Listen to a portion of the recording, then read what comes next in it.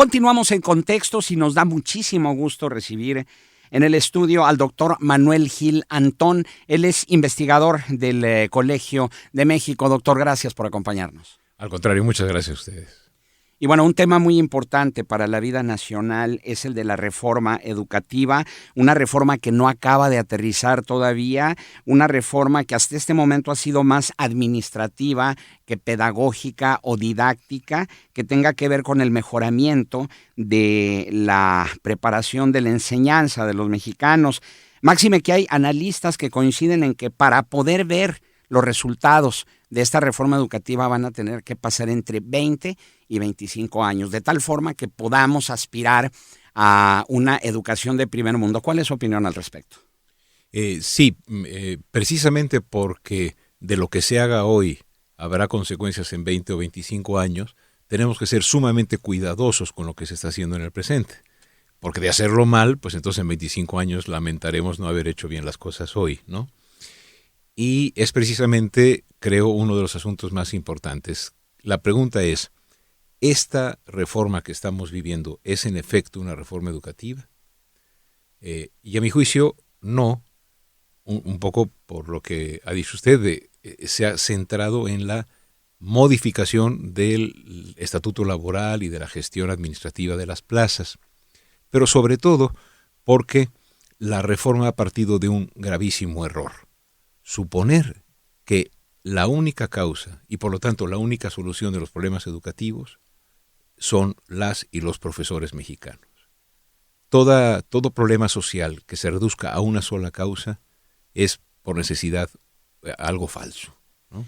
Esto es muy importante lo que usted dice, sobre todo si tomamos en consideración que se supone que el maestro debe ser el centro del proceso educativo y pareciera ser que no es así, tomando en consideración que es más cuestión política, es más cuestión partidista que una genuina intención de mejorar el sistema educativo, y partiendo de la aprehensión de Elbester Gordillo y el debilitamiento del Sindicato Nacional de Trabajadores de la Educación, y siguiendo con que ahora estamos viendo una serie de problemas de los maestros que están en contra de esa reforma educativa por factores que tienen que ver más que con cuestiones económicas que sí son importantes, con cuestiones de fondo, de contenido de esa reforma educativa. ¿Qué nos podría comentar al respecto? Sí, a mí me parece que es respetabilísimo un sector muy amplio del magisterio que lo que dice es: el problema educativo en México es muy grave, estamos dispuestos a entrarle. Segundo, el problema educativo en México es un problema que tiene que pasar, y aceptamos una evaluación de nuestro papel en el proceso de enseñanza-aprendizaje, pero que exigen que la evaluación que se haga sea una evaluación idónea, adecuada. Y entonces la pregunta central de estos días, porque en febrero se darán los resultados del primer proceso de evaluación a la permanencia, es fuerte. Si la evaluación no es idónea, ¿con qué derecho por sus resultados se va a decir quién o no es idóneo? Y no es idónea porque basta tener un conocimiento elemental del asunto. ¿Cómo es posible que en 8 horas, en un examen de conocimientos de 150 reactivos, se pueda dar cuenta de la trayectoria y el desempeño de un profesor o profesora durante 15 años? Ellos están, a mi juicio, para decirlo en una forma metafórica, ellos están tratando de medir la presión arterial con uno de estos instrumentos con los que se mide la presión de las llantas. Es decir, como solo tienen un martillo, a todo le ven cabeza de clavo. Y en ese sentido, la evaluación está siendo extraordinariamente inapropiada, y sin embargo va a haber consecuencias, va a haber profesores insatisfactorios, satisfactorios, buenos y destacados. Eso va a romper en la escuela la colegialidad de los profesores, porque van a tener todos una cierta, como una especie de San Benito, este es insatisfactorio. Los padres de familia van a pedir que sus hijos sean atendidos por los destacados, etcétera. Y lo que tiene en el fondo esta reforma es suponer que la desigualdad social, por ejemplo, no es un factor que afecta a la enseñanza, sino que solo son los profesores. Y basta un dato de la nueva evaluación que sustituye enlace. Mientras que en las comunidades indígenas, 8 de cada 10 muchachos en las escuelas indígenas, al terminar la primaria no saben leer y escribir. En las escuelas particulares solo es 1 de cada 10. Es 80% contra 10%. El impacto de la desigualdad y de la pobreza es muchísimo mayor que el impacto del profesor, aunque el profesor y la profesora sean importantes. Una reforma que no advierte el contexto, que culpa de todo al magisterio y que no entiende que tenemos que tener programas contextualizados y mucho respeto al magisterio como un actor, no como una cosa a cambiar desde el poder central, y peor, desde el poder centralizado de que en la Ciudad de México ejerce la SEP. A mi juicio está hoy haciendo cosas que garantizan que en 25 años no vamos a tener una mejor educación. Y esto nos dice que no podemos aspirar a una educación de primer mundo si tenemos una alimentación de tercer mundo. Sí, es clarísimo que no se puede aspirar al nivel educativo de Finlandia cuando las condiciones sociales en el país no son ni de lejos las de Finlandia y que además se nos están empeorando cada vez más. Por ejemplo, el sector que tenemos en pobreza absoluta, con hambre, la mitad de la población con pobreza, digamos, a secas, ¿no? Eso hace que las condiciones para el aprendizaje estén seriamente comprometidas. Hay un dato muy fuerte. Tenemos en México más escuelas sin baños que viviendas sin baños. Durante 50 años, tanto el gobierno a nivel federal del PRI como el gobierno del PAN y muchos de los gobiernos locales han usado a la educación con fines políticos y, permítanme decirlo con toda claridad, han robado el dinero público que debía destinarse a las escuelas para fines electorales e incluso de corrupción neta, ¿no?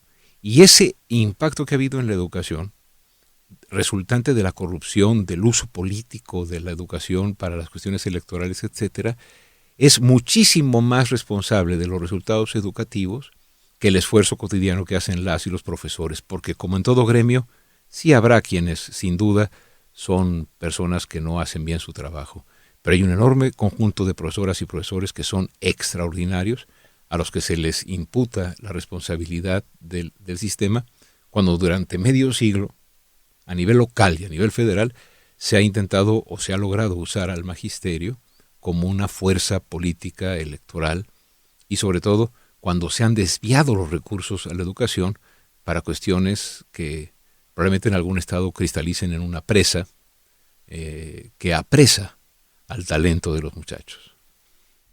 La reforma educativa es un traje a la medida del país, es lo que le hace falta al país, o le queda grande o le queda chica, la reforma al país. Yo creo que la reforma educativa al país le queda en cierto modo grande y en cierto modo chica. ¿En qué sentido le queda grande? Una, en que se supone que moviendo un solo factor, que es la evaluación de los profesores a toda costa, que por cierto se confunde evaluación con examinación, eso va a cambiar todas las cosas. Entonces, es una grande expectativa falsa. Y le queda corta, sobre todo porque ha despreciado el talento del magisterio mexicano. En vez de consultar a los profesores y a las profesoras que día con día están en la chamba y enfrentan las cuestiones complicadas de la enseñanza a una población empobrecida, a una población que procede de familias en las que la educación no ha sido un bien, digamos, atesorado por generaciones, en vez de ir al magisterio, preguntar, sobre todo al mejor magisterio que tenemos estupendos profesores y profesoras, en vez de hacer eso, se ha concebido como algo que pueden resolver desde el centro de la Ciudad de México, 5 iluminados en el Instituto Nacional de Evaluación de la Educación, que ninguno de ellos ha dado clase, ¿no? Y eso es terrible. Esto es muy importante lo que usted dice, porque entonces estamos hablando de una reforma que se hizo en el escritorio, en lugar de hacerla en el aula. Claro, y no solo se hizo en el escritorio, yo creo que además de haberse hecho en el escritorio, se hizo en una lógica de hacer de cuenta que se está haciendo una reforma educativa cuando en realidad se está haciendo una reforma laboral que está quitando al magisterio las condiciones de estabilidad en el empleo para poder desarrollar su trabajo, que es muy importante. Una cosa que me interesa decir mucho es que en el país los intelectuales más importantes son los profesores de la escuela básica, porque son los que nos han permitido a usted y a mí aprender a aprender durante toda la vida. México concibe que los mejores intelectuales son los que son del Colegio Nacional o los que están en el Sistema Nacional de Investigadores. No, es ese conjunto de personas que día con día enseñan o propician que nosotros sepamos leer y escribir. Por eso yo, que soy profesor de la universidad a nivel superior, considero que mi trabajo lo hago porque estoy sobre hombros de gigantes. Y los gigantes fueron esa profesora y ese profesor que a cada uno de los estudiantes que tengo les enseñó a leer, escribir, comprender y sobre todo preguntar. El gran cambio que necesita el sistema educativo mexicano es dejar de ser un sistema que premia la repetición para convertirse en un sistema que premia la pregunta, el cuestionamiento fundado y la crítica. Creo que, salvo su mejor opinión, ahí estaría el meollo de la verdadera reforma educativa, ¿no? El hecho de que durante muchos años, durante décadas, se nos enseñó a base de macheteo, a base de memoria, pero sin contexto. Aprender fechas, aprender nombres, pero sin saber qué hay detrás de esa fecha, cuáles son los antecedentes, cuál es el contexto de tanto de la historia como de la geografía, como de la gramática, como de las matemáticas, y eso nos hace que tengamos un conocimiento prácticamente vacuo, ¿no? Que en pocas palabras no es un conocimiento que nos enseñe a vivir y a enfrentar la vida. Sí.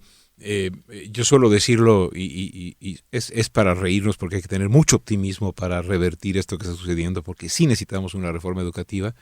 Que yo puedo ser muy bueno para los crucigramas, porque quién sabe por qué quedó en mi cabeza fanerógamas, criptógamas, monocotiledonias y dicotiledonias, pero la comprensión de lo que estoy diciendo está fuera de mí, porque lo que me dijeron es: si quieres, Manuel, aprobar, tienes que repetir lo que yo diga. Si no logramos un sistema educativo en el cual se premia al que pregunta, ¿no? Sin dejar de considerar que la memoria es importante en el proceso de conocimiento, pero que haya contexto en lo que se estudia, que haya sentido e interés en lo que se estudia, sobre todo en un momento en que la niñez y la juventud tienen recursos y que nunca tuvimos nosotros, para como ahora son las redes y los mecanismos electrónicos. La información allí está. La escuela es la única institución que puede dar las estructuras inteligentes para usar la información con un sentido crítico e inteligente. Entonces, desde su punto de vista, ¿qué le falta a esta reforma educativa para que realmente tenga un efecto positivo? A esta reforma educativa, a mi juicio, le faltan dos cosas fundamentales.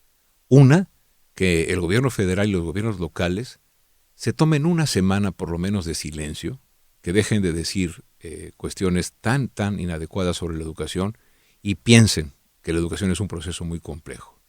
Es decir, están confundiendo educación con escolarización y la escolarización con examinación memorística. Entonces, hay una primera cuestión que es: estos gobiernos de los que estamos hablando, el gobierno actual, no tiene un horizonte educativo. Tiene un horizonte para competir en los resultados de los exámenes de PISA, etcétera, de la OSD. Y por otro lado, a esta reforma le urge que, en vez de tratar como objetos y como cosas a las profesoras y a los profesores del país, los trate como sujetos, no como cosas, no como objetos, sino como los socios fundamentales de cualquier cambio educativo. En vez de considerarlos compañeros y socios de esta empresa, llevan 10 o 15 años estigmatizándolos, diciéndoles que son ignorantes, que son burros, que son altaneros, y sin el magisterio no ha habido nunca en el mundo una reforma educativa que valga la pena. ¿Y qué papel juega el sindicalismo oficial, el del CENTE, como factor de este subdesarrollo educativo? Bueno, durante mucho tiempo el sindicalismo oficial lo que fue un aliado de los gobiernos en turno, tanto el PRI como el PAN. El PAN lo llevó a la abyección más fuerte, como por ejemplo entregar la subsecretaría de Educación Básica al yerno de la profesora Elbester. Es decir, yo distinguiría entre la cúpula sindical y los profesores. Esa cúpula sindical está, a mi juicio, hoy al servicio de la reforma educativa tal y como lo diga el gobierno. Y eso está haciendo, creo yo, que cada vez esté más lejos esa representación sindical, salvo excepciones, de las verdaderas preocupaciones del magisterio.